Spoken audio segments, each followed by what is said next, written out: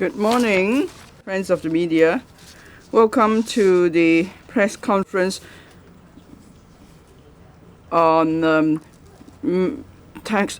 initiatives of the budget in relation to financial services and treasury. We have the Secretary for Financial Services and the Treasury, Mr. Christopher Hui, Ms. Selina Yan, Permanent Secretary for Financial Services and the Treasury, Financial Services, Ms. Cassie Chu, Permanent Secretary for Financial Services and the Treasury, and Mr.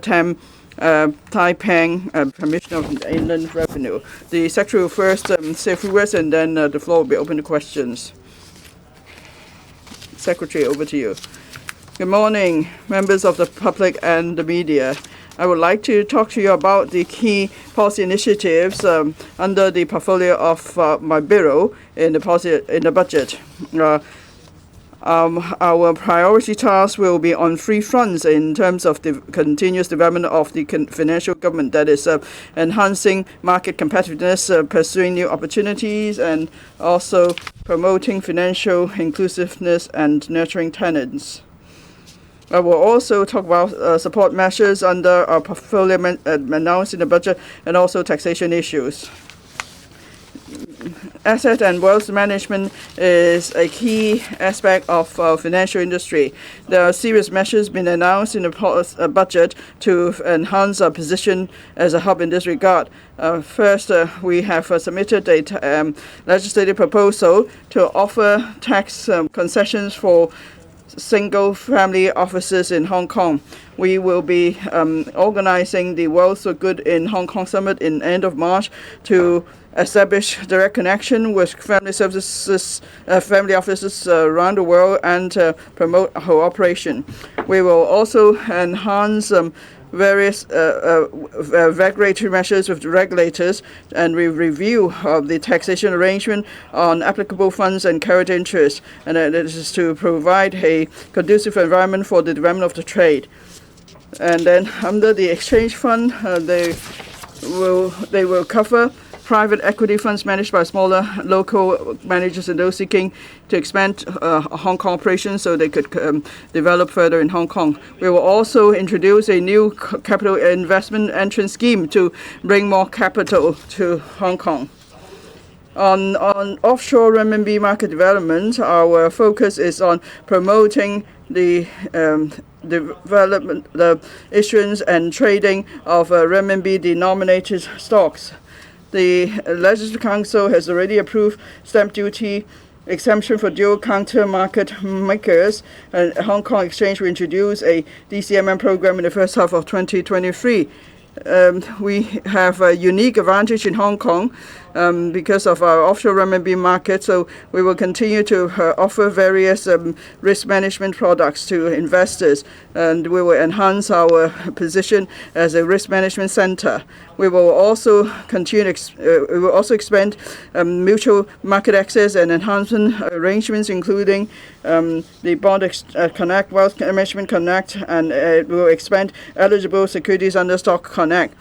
And then we will continue to deploy resources on enhancing integrated corporate risk management capacity. We will extend the insurance-linked securities grant scheme by 2 years to promote diversified development in the insurance market.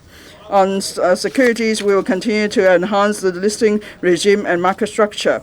Having taken on board views expressed by the market, the Hong Kong Exchange will introduce a listing regime for advanced technology companies in the first quarter of this year. The HKX will put forward a specific recommendations and GEM for market consultation within this year. We will also explore flexibility in handling share buybacks by issuers where trading mechanism is concerned. And then we will explore the maintaining of market operation under inclement weather, and we review self-trade prevention mechanism to facilitate trading and dovetail with the market trend. On bond market, we are going to make leverage on our advantage as an offshore renminbi market and the development of green and sustainable finance. to encourage more mainland local markets at different levels and mainland and overseas public and private institutions to issue offshore renminbi bonds in Hong Kong. We will consolidate experience gain from the experience of tokenized government green bonds and consider policy initiatives to promote the wider use of tokenization technology in our capital market. We will pursue new opportunities and keep enhancing our capacity to promote financial development. The Financial Secretary will set up a Green Technology and Finance Development Committee. Industry representatives will help us in formulating an action agenda to promote Hong Kong as an international green finance, green technology and green finance center. We hope that green projects will obtain capital more conveniently and flexibly through financial innovations apart from traditional financing channels. Fintech and virtual assets, we will continue to take forward various infrastructure projects and the stress tests and preparation work that includes EHKD and ECINY. We will also cooperate with the Bank of Thailand to facilitate local payments by tourists using faster payment system and Thailand's prompt pay. And we will continue to enhance also the advantage of the commercial data interchange. And then we are going to have redomiciliation mechanism for companies so as to facilitate companies domiciled overseas, particularly those with business focus in Asia Pacific region to redomicile in Hong Kong. We'll conduct consultation and submit legislative proposals in 2023 to 24. On financial inclusiveness and nurturing talents, first with MPF, we're going to allow priority investments by MPF funds for future institutional issuance of government green and infrastructure bonds. Also, the government will be issuing no less than $50 billion of silver bonds and $15 billion of retail green bonds in the next financial year, so as to offer the public and other investment options with steady returns apart from promoting the development of the market. On talents, we will launch the FinTech internship scheme for postgraduate students in Hong Kong GBA to acquire practical work experience in FinTech enterprises in Hong Kong and GBA. We will also extend the pilot program to enhance talent training for the insurance sector and the asset and wealth management sector by 3 years. This is to train more talents and enhance the professional competency of practitioners. On the policy areas of the Treasury branch, as the Financial Secretary mentioned in the budget, we are adopting a moderately liberal fiscal stance this year. 80% of the resources of the budget initiatives are to be spent on the public and SMEs, so we try to take care of the needs of the public as far as we could. As our economy recovers, we need to consolidate the recovery and promote the quality development of the economy. And in fact, where we could afford, we will continue to launch various support measures for the public and the businesses. You can see some examples here in the PowerPoint. I won't repeat them. Now we have the Commissioner of Inland Revenue, Mr. Pang, here. On taxation issues, our policy objective is to maintain the core competitiveness of Hong Kong in the low and simple tax regime so that we could attract more businesses and talents to come to Hong Kong. We also take an active part in international taxation collaboration. In this regard, there is the BEPS 2.0. The OECD has proposed to address base erosion and profit shifting BEPS 2.0. And so there will be a global minimum effective tax rate of 50% on large multinational enterprise groups with global turnover at least 750 million euros. We will implement the global minimum effective tax rate in accordance with international consensus so as to safeguard our taxing rights and maintain the competitiveness of our tax regime. The government has been liaising closely with the trade while closely monitoring the implementation plan of other jurisdictions. We plan to apply the global minimum effective rate on these large MNE groups and implement the domestic minimum top-up tax starting from 2025 onwards. It is expected this will bring us a tax revenue of about $15 billion per year. We will launch a consultation exercise to allow MNE groups to make early preparation. On the disposal of equity interest, we will put forward an enhancement proposal to provide clearer guidelines on whether onshore gains on disposal of equity interests are subject to tax. The initiative will not only facilitate business expansion and restructuring through disposal of equity interests, it will also enhance our tax transparency and enhance our competitive attractiveness as an international investment and business hub. I'll stop here and I will now take questions.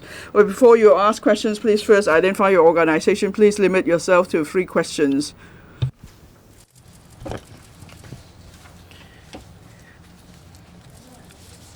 Good morning. Wong Q Yan. Secretary, could you tell us more about the forum in March on family business? When will it be held? On which day exactly? Any notable family office name you could tell us right now? Can we have the range? The scale? What about the AMU even if you do not have the name?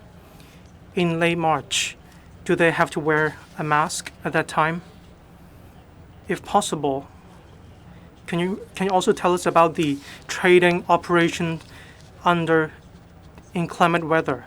There are voices about the disruption of the holiday arrangements under inclement weather. And there are staff members who need to go to work, and there are restaurant staff members who need to go to work as well. Has the government ever paid heed to these opinions? Will there be opposition? Thank you for your question. On the forum, as we all know, in order to attract more family office businesses to come to Hong Kong to establish a presence, we have a KPI, which is in the policy address as part of the supporting measures, apart from the taxation arrangements. The forum aims at attracting family office businesses all over the world. And I will brief you on the specifics at a later time. For the name of the forum, it is Wealth for Good in Hong Kong. There are 2 meanings to the word of wealth. 1, lasting. After all, family business has the feature that is different from other businesses. They hope that they will have financial heritage passing on to other generations. And next, good meaning good deeds. We can see that on to the 2nd and the 3rd generation, they are not looking for financial rewards. They are looking for rewards, well, impact investment that is at the community level. Some of them have to do with charity. Some of them have to do with greening. That is ESG. So they look for a wider range of social rewards. Overall, we hope that through the forum and a series of measures, we will attract more family office businesses to come to Hong Kong, making use of the favorable business environment in Hong Kong, and we will announce the details in due course. In relation to inclement weather, yes, you're correct in saying that there are more we need to take into consideration. Apart from frontline staff members, we also need to take into account bank operations. So in formulating the plan, we will also take into consideration different factors. And we will also have to have regard to the epidemic arrangements at that time. Next, over there, Hong Kong 01. Good morning. Regarding consumption vouchers, is the top talent scheme applicants eligible for the voucher scheme? Do you have any date of drawing a line? Any date in particular? regarding the CIES Capital Investment Entrance Scheme. What is the threshold of the amount, and what about the application criteria? Is it approved by the Immigration Department? Some bonds will be reserved for option, but why is there no guaranteed return? 3 questions. I will take the one in relation to consumption voucher scheme. For the top talent pass scheme, TTPS, the Secretary has already explained on different occasions. The consumption voucher scheme is not linked to any of these entrance schemes. It all boils down to the eligibility, whether they have residency.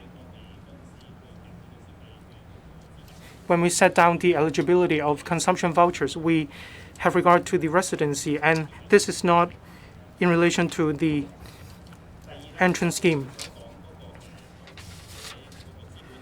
On the Capital Investment Entrance Scheme, CIES, we had one in the past. On the one hand, we reactivate this scheme, and on the other hand, we will refine the scheme. We made it clear in the press conference, first on the amount. Compared with the amount in the past, probably there will be an increase, and we are still discussing the details. On eligible investment or capital in the budget, it was made clear that it has to be local and property investment is not included. This has been set down in the budget. And whether they are beneficial to the long-term development of Hong Kong, we will also factor in this factor. In the press conference, the Secretary has already explained, for example, in relation to innovation and technology, and we are still setting down the details. When available, we will make announcement in due course. On MPF, we understand that the public is concerned about the return. So as a first step, we have an improvement, and we will give some priority to MPF funds for the bonds that we will issue, and infrastructure bond scheme. And as the next step, for the more complicated schemes, there will be other considerations. The Secretary did explain in the budget. They have already instructed the MPF authority as well as the Hong Kong MA for any proposal, but this will be something in the next step. For the thing we can do right now, we will give priority to MPF fund to subscribe for the government green bond program and the infrastructure bond scheme. So we have refined the current investment options, the plans. The gentleman in brown in the middle. 2 questions. One, on inclement weather trading operation. Hong Kong Exchange CEO said 2 years ago, he actually mentioned this issue. As far as you understand, what is the progress of this issue? Is it possible that something will be put in place within this year? On stock market stamp duty, there is a consensus in the sector that you will reduce the stamp duty. It was not mentioned in the budget, however. There is no mention. It didn't mention any review. Could you explain the reason? As you have to review the stock market stamp duty. On the first question, inclement weather stock operation. If we have to put in place these arrangements, we will have to take into consideration different factors. Not only about the frontline staff members, we also need to have regard to back office. For example, for cash settlement, trading of stock, especially under special circumstances, the arrangements in relation to staff members. So that concerns different aspects. We are working with the HKMA. We hope that we will be able to formulate a well-rounded plan, and we will also consult the sector in due course. On stamp duty, there are different views in the community, and we are clear about the original intent. In the capital market in Hong Kong, for capital gain, we lack this tax item. Overall, the trading volume has been affected by different factors. We will keep a close watch on this situation, including the development of the market, to map out our future direction. There is no special mention on this issue. Over there, the lady in white. I'm from Phoenix TV. Good morning, Secretary. When will you announce these specifics of the capital investment entrance scheme? Why is mainland China not included? What is the reason? There is family office policy concessionary measure, but then there is no potential customer. So will you lead banks and organizations to lead and look for potential customers? 第一關於 On the capital investment entrance scheme, well, as I mentioned earlier, it was launched in the past, so we're just relaunching the scheme with enhancement. And in the past, the scheme did not cover the places you mentioned, so we're adopting the same basis to relaunch the scheme with enhancement. I mentioned the investment amount and the scope and so on. We are actually just revising such areas, and then when we have further details, we will certainly make an announcement to the market. Now, you asked, is the case that we may have the policies in place but no customers or people to take that up? Now, actually, I have mentioned a series of measures for us to enhance our wealth and asset management business. We have tax arrangements, and also we're going to introduce the capital investment entrance scheme.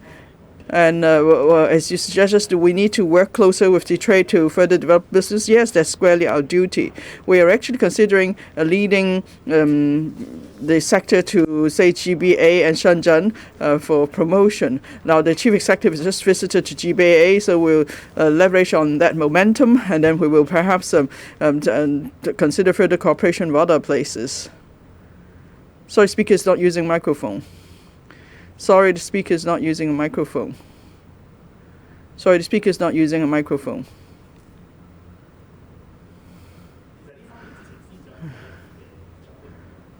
Now, the financial secretary has mentioned before, the previous scheme did not cover mainlanders, so we're adopting the same basis. As for the scope of asset, the investment amount and so on, these are things we're considering now.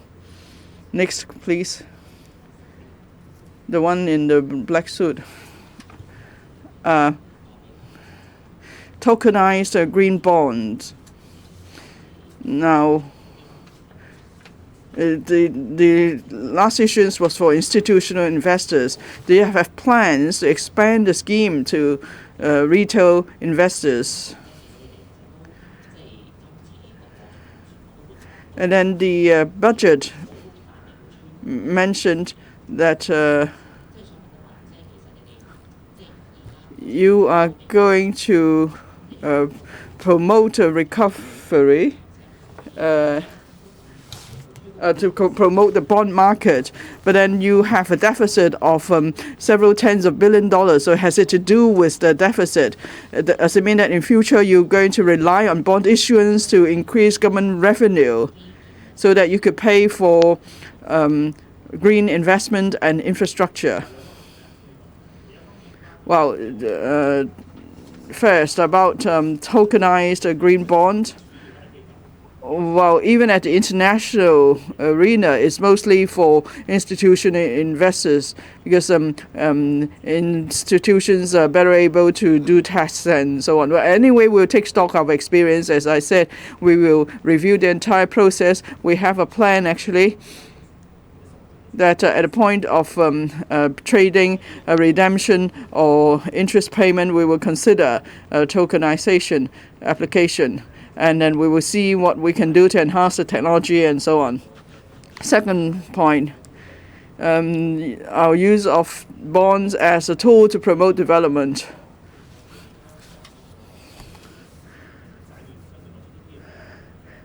Well, our bond issuance compared to our GDP is at a very stable and safe level. Our bond issuance accounts for just about 4% of our GDP.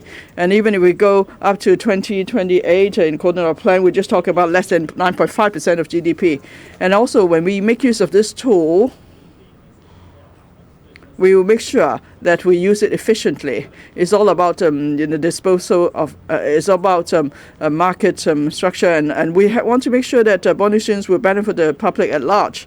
For example, for infrastructure bond and green bond, we could reserve certain proportions for MPF scheme members. So that will help to promote financial inclusiveness, and we could allow the general public to take part in our long-term infrastructural development. So that will end up benefiting everybody.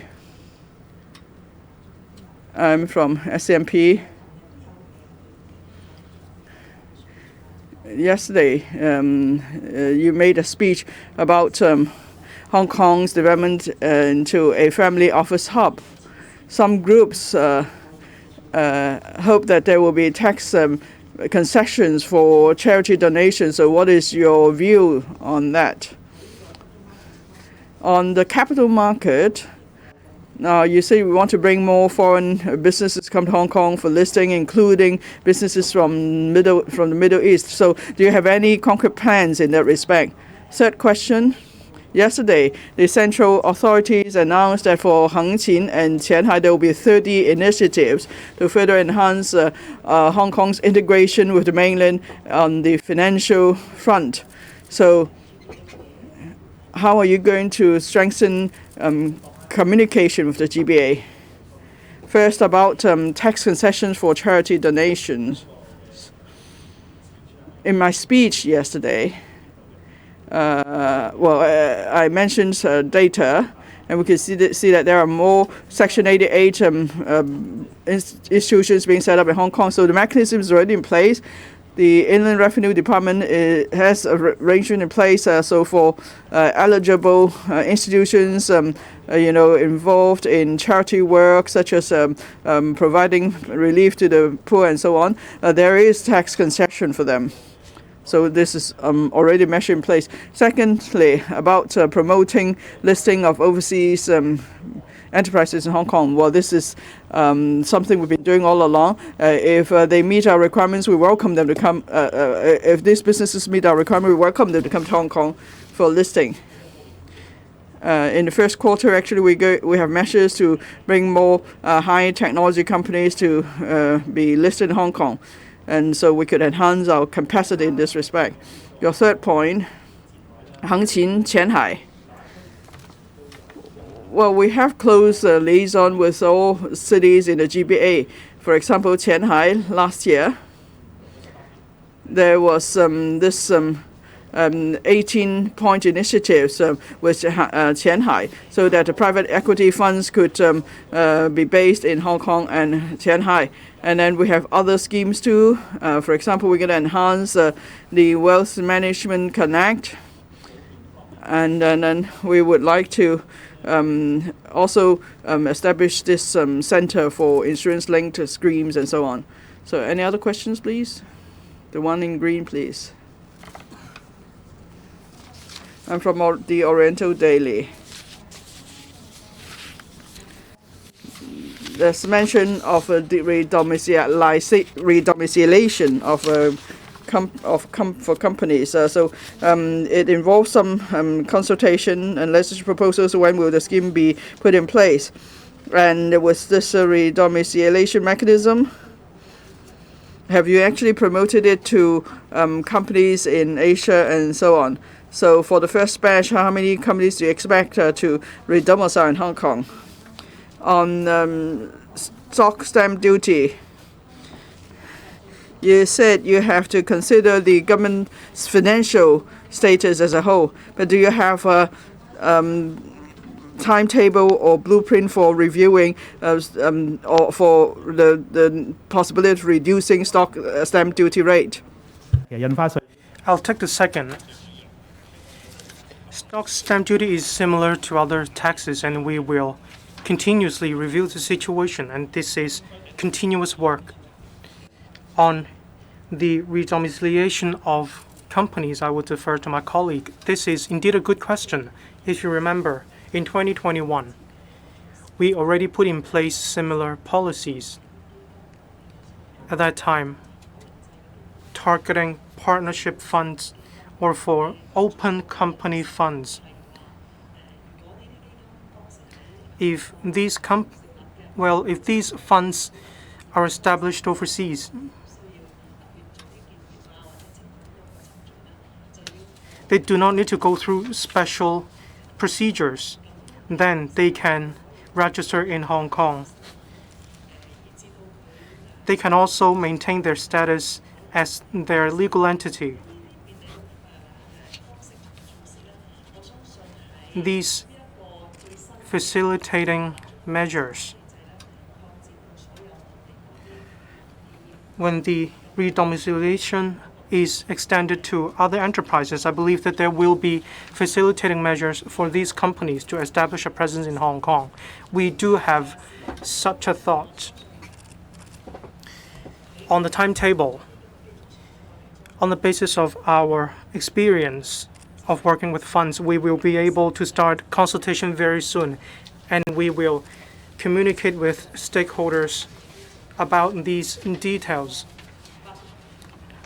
And of course, stakeholders would definitely include the sector, professionals, accountants, lawyers, etc. We will consult a wide variety of professionals. You may notice that an insurance association also welcomed this idea. As a headquarters of many enterprises, Hong Kong will be able to attract enterprises with these policies or measures. Any journalist would like to ask for the first time?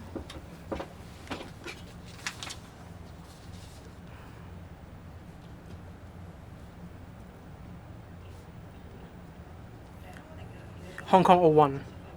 On the consumption voucher, residency will be used as the basis of eligibility.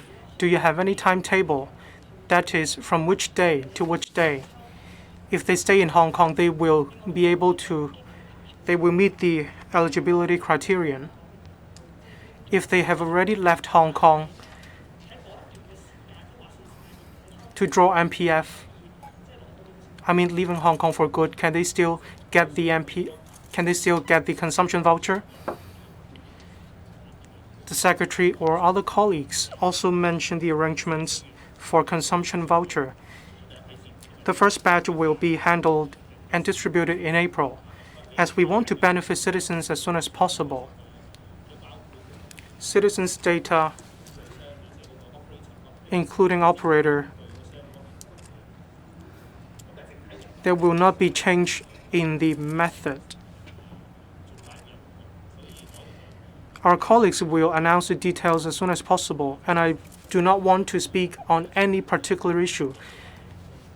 Instead, there will be a well-rounded presentation in relation to consumption vouchers. Last question.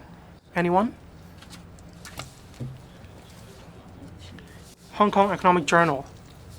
On inclement weather, we do not have inclement weather on many days within a year, or so much so that trigger the stop of the stock market. If you have to expend a lot of resources on doing this, do you think it is well worth the resources?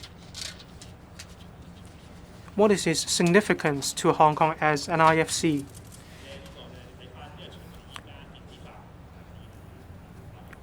With digitalization being more common, such arrangements are actually not existent in many markets. As an international financial center, Hong Kong would like to cater to different needs. of different places. So we want to see how we can dovetail with different markets, and this is indeed something good. This is a good measure. Without further question, this is the end of the press conference today. Thank you.